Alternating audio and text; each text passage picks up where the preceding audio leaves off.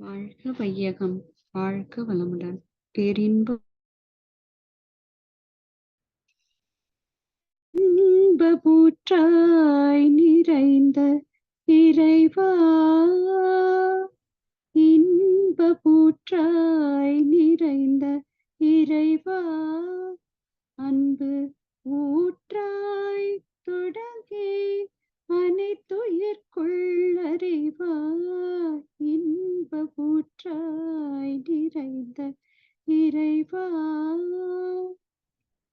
உணர்ச்சியாய் சிந்தனையாய் உள்ளதை அறிவென்று உணர்ந்திருந்தேன் பல நாள்.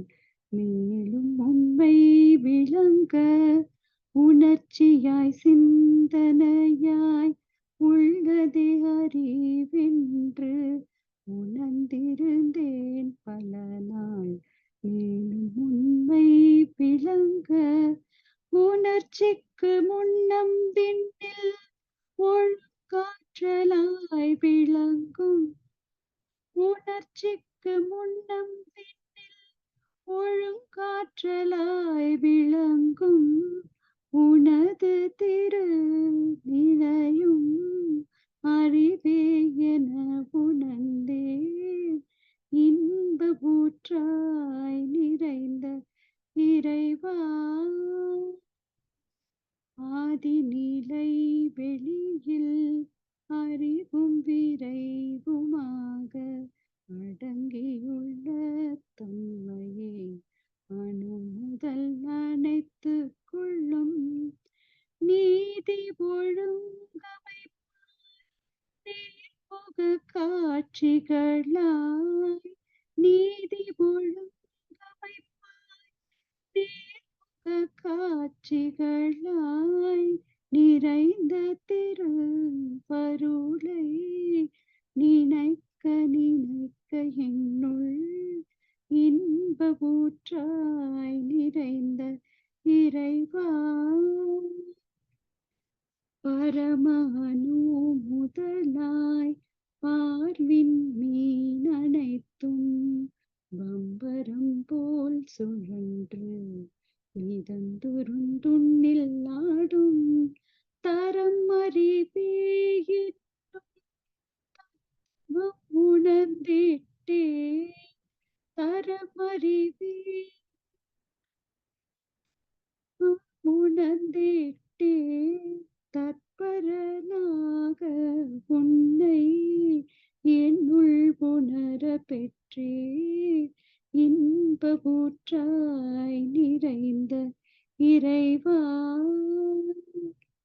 உன்னிலே நான் அடங்க என்னுள்ளே நீ விளங்க உனது தன்மை ஒளிர எனதுள்ளம் தூய்மை பெற்றேன், உன்னிலே நான் அடங்க என்னுள்ளே நீ விளங்க உனது தன்மை ஒளிர எனதுள்ளம் தூய்மை பெற்றேன். இன்னும் வேறென்ன வேண்டும் இப்பேறு பெற்ற பின்னர், இன்னும் வேறென்ன வேண்டும் இப்பேறு பெற்ற பின்னர், எடுத்த மனித பிறப்பு எய்தியதே முழுமை, இன்பபூற்றாய் நிறைந்த இறைவா. அன்பு ஊற்றாய் பெருகி அனைத்துயிர்க்குள் அறிவாய், இன்பபூற்றாய் நிறைந்த இறைவா. வாழ்க வையகம், வாழ்க வையகம், வாழ்க வளமுடன். வாழ்க வையகம், வாழ்க வையகம், வாழ்க வளமுடன். சிந்தனையை உடல் நலத்தை சீரமைத்து ஓய்வித்த குருவே வாழ்க, குருவே துணை. வேதாத்திரியம் வாழ்க வளமுடன். இன்று வரை உலகில் தோன்றிய அனைத்து சித்தர்களும் ஞானிகளும் மகான்களும் மற்றும் வேதாத்திரிய கோட்பாடுகளை அர்ப்பணிப்புணர்வோடு அகிலமெங்கும் உணர்வாக்கி கொண்டிருக்கும் ஞானாசிரியர்களின் மதிநுட்பமும் குருவர்களோடு சுக்குமமாய் நம்மை சூழ்ந்திருந்து நாம் உய்வதற்கு துணை நிற்குமாக என்று சங்கல்பித்துக் கொண்டு இன்றைய தவ நிகழ்வை இறைவணக்கம் குருவணக்கத்தோடு நாம் இனிதை துவங்குவோம். இறைவணக்கம் குருவணக்கம் பாடல்கள் பாட அருள்நிதி சங்கரி செந்திலம் அவர்களை அழைத்தமைவோம். வாழ்க வளமுடன். இறை வணக்கம்.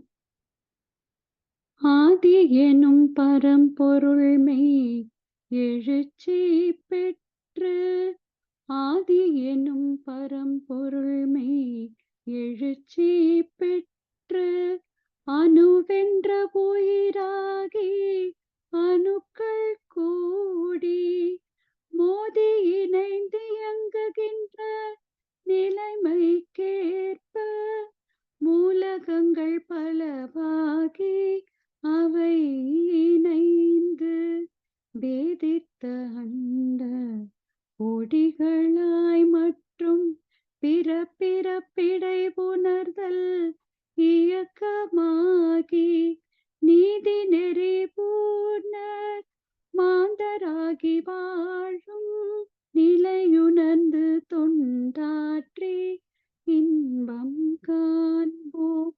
வாழும் நிலையுணர்ந்து தொண்டாற்றி இன்பம் காண்போம்.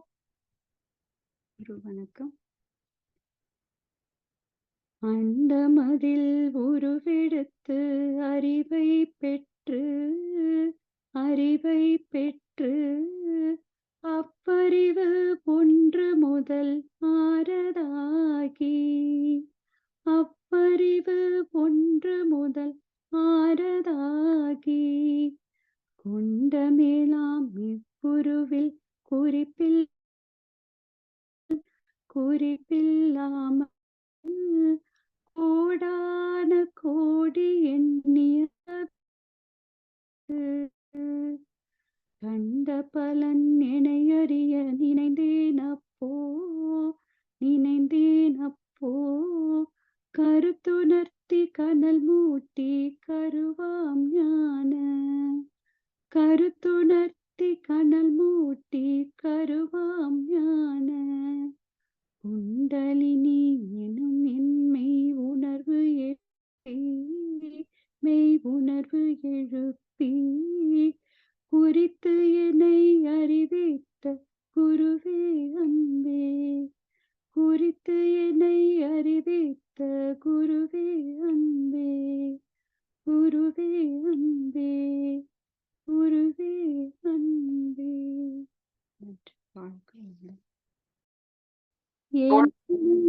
நான் அறிய வேண்ட இறைவா என் குருவாய் வந்தாய், என்னை யான் அறிய வேண்ட இறைவா என் குருவாய் வந்தாய்.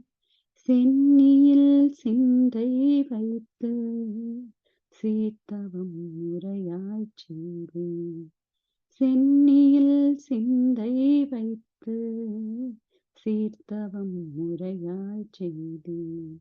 உன்னையே என்னுள் காட்டி உள் நிறைந்தறிவாய் நின்றாய், உன்னையே என்னுள் காட்டி உள் நிறைந்தறிவாய் நின்றாய். முன்னை சேர்வினை தூய்மை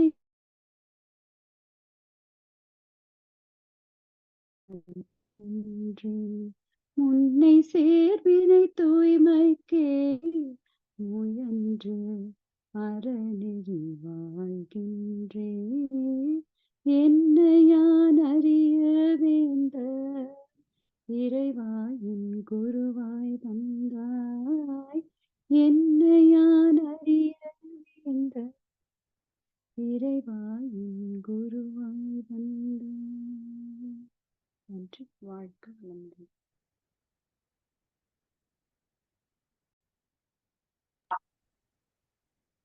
வாழ்க வையகம், வாழ்க வையகம், வாழ்க வளமுடன். குரு வாழ்க, குருவே துணை. இன்றைய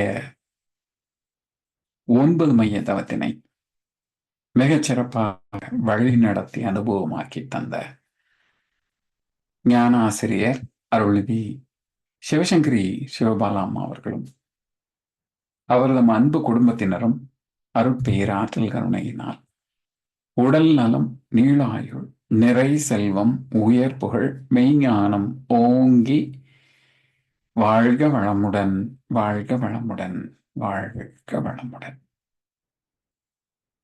ஞான களஞ்சிய கவி விளக்கம் வழங்கிட மூத்த பேராசிரியர் ஞான ஆசிரியர் அருள்நிதி பாகியலட்சுமி சிவஞானம் அம்மா அவர்களை அன்போடு அழைத்து அமைப்போம். வாழ்க வளமுடன் அம்மா. வாழ்க வளமுடன்.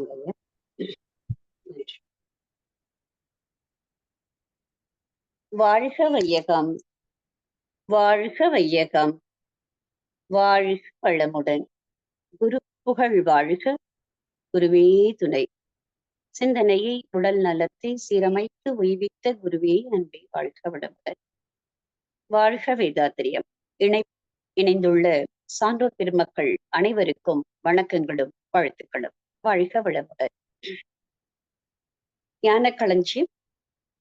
இன்று நாம பகுதி 1 635வது கவி பார்க்க இருக்கோம். கவியின் தலைப்பு நற்செயல். ஆனா இந்த தலைப்பு எதற்கு கீழே கொடுத்திருக்காங்கன்னு பார்த்தோம்னா, நல்லூர் இயல்பு என்ற தலைப்புல கொடுத்திருப்பாங்க. அந்த நல்லூர் இயல்புமே ஒரு சமுதாயத்தின் கீழே தான் வந்திருக்கும். சோ நாம ஒரு தனிப்பட்ட மனிதர் இல்ல, சமுதாயம் வேறு அல்ல, நாம வேறு அல்ல. ஆக அந்த சமுதாயத்துல ஒவ்வொருத்தரும் எப்படி இருக்கணும், அதுல நாம நல்லவங்களா இருக்கணும்னா நாம என்ன பண்ணணும்? நான் ரொம்ப நல்லவ அப்படின்னு சொல்லிக்கிறோம்ல, அப்ப அதுக்கு தகுந்த மாதிரி நம்மளுடைய பழக்க வழக்கங்கள்லாம் இருக்கணும். நல்லூர் இயல்பு அப்படிங்கறதுல நிறைய விஷயங்கள் சுவாமிஜி சொல்லியிருப்பாங்க. சிந்தனையுடன் செயலும், செயலுடன் சிந்தனையும் பந்தித்து நிற்க பழகுதல் நற்பண்பு. அது அப்படிதான் ஆரம்பிச்சிருப்பாங்க பண்புன்னு. அதுல இன்னைக்கு நாம பார்க்கக்கூடிய தலைப்பு நற்செயல். இதை இவ்வாறு ஆற்றினால் எவர் என்ன சொல்வாரோ என்று அது அஞ்சி அஞ்சி ஆற்றுவதில் குழம்பாதீர். எதை எவ்வாறு ஆற்றினால் ஏற்குமோ அறிஞருள்ளம் அதை தேர்ந்து ஆற்றி நலம் அடைந்திடுவீர் அடைந்திடுவீர். 2 தடவை சொல்றாங்க. நலம் அடைந்திடுவீர் அடைந்திடுவீர். வாழ்க வாழ்க. இப்ப இந்த தலைப்புல நற்செயல். செயல் அப்படின்னாலே ஒரு செய்கைதான். என்ன செய்தாலும் அது செய்கை.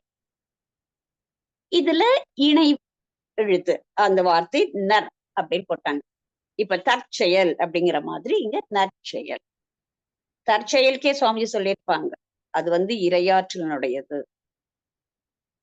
தற்செயலா நடந்துருது, நம்மளோட எந்த பிளானும் இல்லாம நடக்கிறது, அது தற்செயல். ஆனா நல்லா யோசிச்சு யாருக்கு என்ன விளைவு வரும் என்று பார்த்து செயல் விளைவு தத்துவப்படி தனக்கும் பிறருக்கும் தீங்கு தராத செயல்கள் நற்செயல். சரி, இப்ப இந்த நற்செயல் அப்படிங்கிறதுல யாருக்கு என்ன லாபம் அப்படின்னு பார்த்தோம்னா, யாருக்கு எந்த லாபம் இருக்கோ இல்லையோ, செய்யற நமக்கு ஒரு ஆனந்தம் அதுல இருக்கும். அதுதான் ஒரு நிறைவு. இன்னைக்கு நான் ஒரு நல்ல காரியம் பண்ணிருக்கேன் அப்படின்னு ஒரு நிமிஷம் நம்ம பண்ணின காரியத்தை நினைச்சு பாருங்க. யாருமே பாராட்ட வேண்டாம். நம்ம மனசு திருப்திக்கு நாம ஒருத்தருக்கு நல்லது பண்ணிருக்கோம், அவங்க அதுல இருந்து ஒரு கஷ்டத்துல இருந்து விடுபட்டுட்டாங்க அப்படின்னா அவங்களுக்கு முழுமையான சந்தோஷம் இருக்கோ இல்லையோ, நம்ம செஞ்சிருக்கோங்கிற ஒரு நிறைவான ஒரு வாழ்க்கை நமக்கு கிடைக்கும். எந்த ஒரு நற்செயலுக்கும் முதல்ல கிடைக்கிறது மன நிறைவு. அதுக்காகவாது நல்ல செயல்களை செய்யணும். அதுதான் உண்மையான மகிழ்ச்சி. ஏதாவது அந்த எத்தனையோ விதத்துல நமக்கு மகிழ்ச்சி கிடைக்கும். ஆனா உண்மையான மகிழ்ச்சி எதுன்னா, எது நிறைவாக இருக்கோ, நம்ம மனசுக்கு எது நிறைவாக இருக்கிறதோ அதுதான் உண்மையான மகிழ்ச்சி. அப்ப இது சொல்லுவோம்ல, யான் பெற்ற இன்பம் பெருக இவ்வையகம்னு சொல்ற மாதிரி, நமக்கு என்னெல்லாம் கிடைச்சிருக்கோ அதெல்லாம் இன்னொருத்தருக்கு செய்யணும் அப்படின்னு ஒரு ஆசை வந்துரும். இது நான் பண்ணினேன், எனக்கு சந்தோஷமா இருக்கு, நிறைவா இருக்கு, இன்னொருத்தருக்கும் செய்யறதுக்கு நான் சொல்லிக் கொடுக்கணும், இல்ல ஊக்கப்படுத்தணும் அப்படின்னு நமக்கு தோணும். ஆனா பண்ணினா இன்னொருத்தர் என்ன நினைப்பாங்க, இவளுக்கு என்னடா வந்தது அப்படின்னு ஏதாவது சொன்னா என்ன செய்யறது அப்படின்னு ஒரு யோசனை வரும். இப்ப நாமளே ஒரு எக்ஸசைஸ் பண்ணிட்டு இருக்கோம், மெடிடேஷன் பண்ணிட்டு இருக்கோம். அதுல வரக்கூடிய ஒரு வித்தியாசத்தை எல்லாம் பாக்குறோம், நமக்குள்ள ஏற்படக்கூடிய மாற்றங்களை அனுபவிக்கிறோம். இது போய் எல்லாருக்கும் சொல்லணும், செய்யணுங்கிற ஆசை இருக்கு. ஆனா கூடவே ஒரு சந்தேகம் வந்துரும். அஞ்சி அஞ்சி ஆற்றுவதில் குழம்பாதே. நல்ல விஷயமா, சமுதாயத்துக்கு நல்லது நடக்குமா, டூ இட், அவ்வளவுதான். அதுதான் இங்க சொல்றாங்க. இது ஆனா அது எப்போ எப்படி செய்யணும்? இதை இவ்வாறு ஆற்றினால் எவர் என்ன சொல்வாரோ என்று அஞ்சி அஞ்சி ஆற்றுவதில் குழம்பாதீர்.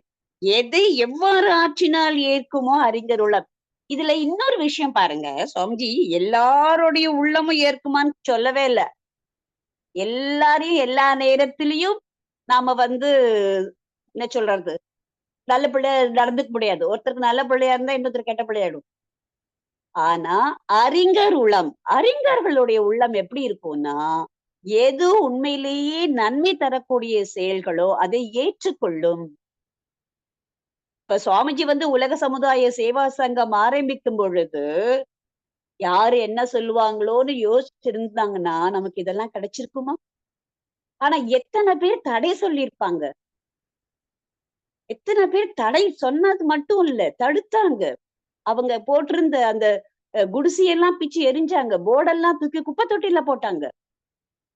ஐயோ இவங்கெல்லாம் என்னோட காரியத்துக்கு இப்படி தடையா இருக்காங்களேன்னு குழம்பி போய் நின்னு இருந்தா இன்னைக்கு நமக்கு மனவளக்கலை கிடைத்திருக்குமா?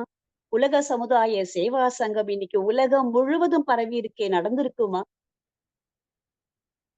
அததான் அவருடைய சீடருக்கு சொல்றாங்க. நற்பண்பு என்னன்னா, நீ நல்லது பண்ணணும். அதாவது சமுதாயத்தின் கீழே கொடுத்துட்டாங்க. ஆனா சுவாமிஜி செஞ்சதும் உலகத்திற்காக, உலக நல தொண்டனாக. அப்போ எவ்வளவு எதிர்ப்புகள் இருந்திருக்கும். அப்ப குழம்பி நின்னிருந்தா என்ன ஆகிருக்கும்? தைரியமா நான் செய்யறது நல்லது, எனக்கு மன நிறைவை கொடுக்கக்கூடிய விஷயம் இது, இன்னாரால் இப்பொழுது நான் செய்யறேன். எப்படி செய்யணும்னு பிளான் பண்ணிக்கோங்க, அவ்வளவுதான். Do it. The well planned work is half doneன்னு சொல்லுவாங்க. நல்லா இப்படிதான் இந்த நேரம் இதை செய்யணும்னு பிளான் பண்ணிட்டோம் அப்படின்னா பாதி வேலை முடிஞ்ச மாதிரி. சோ அழகா சுவாமிஜி வடிவமைச்சுட்டாங்க, எல்லாத்தையும் வடிவமைச்சு ஒன்னொன்னா கொடுக்க ஆரம்பிச்சாங்க. அதனால இன்னைக்கு உலகம் முழுவதும் உலக சமுதாய சேவா சங்கம் பறந்து விரிந்து மக்களுக்கு நத்தொண்டாட்டின் இருக்கு. இது இவ்வளவு பெரிய விஷயம். ஆனா எவ்வளவு சின்ன விஷயமாக இருந்தாலும் நல்லதுன்னு நினைச்சு பண்றோம் அப்படின்னா தாராளமா பண்ணணும். பிறர் குறை சொல்வாங்க அப்படின்னால யோசிக்க வேண்டாம். இப்ப நிறைய பேருக்கு தொண்டு பண்ணணும், அறம் செய்யணும்லாம் சொல்லுவாங்க. ஏன்னா அறம் என்பதை பத்தி சொல்லும் பொழுது திருமூலரே சொல்லியிருப்பார். என்னன்னா நம்மளுடைய கொண்டு வந்த வினையை போக்கணும்னா அறமும் தவமும் தான் உற்ற துணைன்னு சொல்லியிருப்பாங்க. அப்ப அறம் என்ற ஒரு நற்செயலை அத்தனை பேரும் செய்யணும் இல்லையா? திருக்குறள்ல என்ன சொல்லியிருப்பாங்க, அறத்தி நூங்கு ஆக்கமும் இல்லை அதனை மரத்தலின் ஊங்கின கேடு அப்படின்னு சொல்லியிருப்பாங்க. அதாவது அறம் செய்து வாழ்வதுதான் வாழ்க்கை, அதுல நல்ல பலன்கள் இருக்கும். அதை மறந்து வாழ்வது என்பது கெடுதலை கொடுக்கக்கூடிய ஒரு வாழ்க்கையாக இருக்கும் அப்படிங்கிறதுதான். ஆக அறம் செய்யணும், அது நல்லதாக செய்யணும், அதை அறிஞர் உள்ளம் ஏற்றுக்கொள்வதாக இருக்கணும். அதுதான் எல்லாராலும் ஏற்றுக்கணும்னா, ஒருத்தருக்கு போய் வேண்டாத சொல்லி கொடுத்தா அவங்களுக்கு சந்தோஷமா இருந்ததுதானா அவங்க அது சூப்பரா இருக்குன்னு சொல்லிட்டு போவாங்க. அப்படி இல்லை, அறிஞர் உள்ளம் ஏற்றுக்கொள்ள வேண்டும். அப்படின்னா என்ன அர்த்தம்னா நல்லதாக இருக்கணும் அப்படிங்கிறது தான். இன்னொரு விஷயம் என்ன சொல்லலாம் அப்படின்னா, நிறைய பேருக்கு அறம் செய்யணும்னு இருக்கும். ஆனா எப்படி செய்யணும்னு தெரியும். வழி காமிச்சோம் அப்படின்னா அவங்க செஞ்சுருவாங்க. இப்போ ஒருத்தருக்கே வந்து ஒரு ஆர்ஃபனேஜ் போய் ஒரு தம் கிட்டக்க இருக்கிறதெல்லாம் கொடுக்கணும்னு அப்படின்னு தோணும். ஆனா எங்க போய் எந்த ஆர்ஃபனேஜ்ல கொடுக்கணும்னு தெரியாது. இப்ப வழிகாட்டிட்டு போலாம். அப்புறம் அது தொடர்ந்து நடைபெறும். அதே மாதிரி ஒரு எக்ஸர்சைஸ் பண்ணணும், மெடிடேஷன் பண்ணணும். எங்க சென்டர் இருக்குன்னு தெரியாது. சொல்லிடுவோம். சோ இந்த மாதிரி சின்ன சின்ன சின்ன விஷயங்கள் கூட நிறைய மாற்றங்களை சமுதாயத்துல கொண்டு வர முடியும். சோ ஒரு நற்செயல் என்பது நல்லோருடைய இயல்பு. நாம் தனித்தவர்கள் அல்ல, சமுதாயத்தின் ஒரு அங்கம். இன்னும் கொஞ்சம் விரிஞ்சு பார்த்தோம் அப்படின்னா உலகத்தில் ஓர் அங்கம். அப்போ இந்த உலகம் அமைதி பெற நம்மளால முடிந்த அளவு முயன்று நன்மையை செய்வோம் என்று கூறி நல்லதொரு வாய்ப்பினை நல்கி அனைவருக்கும் நன்றி கூறி நிறைவு செய்கிறேன். வாழ்க வளமுடன், வாழ்க வளமுடன், வாழ்க வளமுடன். வாழ்க வளமுடன் அம்மா. நன்றிகள் அம்மா. வாழ்க வளமுடன் ஐயா. நற்செயல் என்ற தலைப்பில் மகான் கவிக்கு சிறப்பாக விளக்கம் வழங்கிய மூத்த பேராசிரியர் ஞானாசிரியர் அருள்நிதி பாக்யலட்சுமி சிவஞானம் அம்மா அவர்களும் அவரது அன்பு குடும்பத்தினரும் அருட்பேராற்றல் கருணையினால் உடல் நலம், நீளாயுள், நிறை செல்வம், உயர் புகழ், மெய்ஞானம் ஓங்கி வாழ்க வளமுடன், வாழ்க வளமுடன், வாழ்க வளமுடன். பாடல்கள் பாடி நிறைவு செய்யும் தருணம் இது. பாடல்கள் பாட அருள்நிதி சங்கரி செந்தில் அம்மா அவர்களை அன்போடு அழைத்து அமைவோம். வாழ்க வளமுடன். வாழ்க வளமுடன். வேதாத்திரியம் பாடல். போரில்லா நல்லுலகம், பொருள் துறையில் சமநீதி, நேர்மையான நீதிமுறை, நிலவுலகுக்கோர் ஆட்சி, சீர் செய்த பண்பாடு, சிந்தனையோர் வழிவாழ்வு, சிறப்புணர்ந்த பெண்மதிப்பு, தெய்வ நீதி வழிவாழ்தல், திருவிழா தவிர்த்தல், சிறுவர்கட்கே விளையாட்டு, செயல் விளைவு உணர்கல்வி, சீர்காந்த நிலை விளக்கம், பார் முழுதும் உணவு நீர் பொதுவாக்கல், பல மதங்கள் பல கடவுள் பழக்கம் ஒழித்து உண்மை ஒன்றை தேர்ந்திடுதல். பிரம்மஞான கவி. இறைவெளியே தன்னிருக்க சூழ்ந்தழுத்தும் மாற்றல், இதன் திணிவு மடிப்பு விழ சுழலும் நுண்விண்ணாம், நிறைவெளியில் விண் சுழல நெருக்குகின்ற உரசல், நிலைவெளியில் எழுப்புகின்ற நேரலைகள் காந்தமாம், மறைபொருளாம் காந்தம் தன்மாத்திரைகள்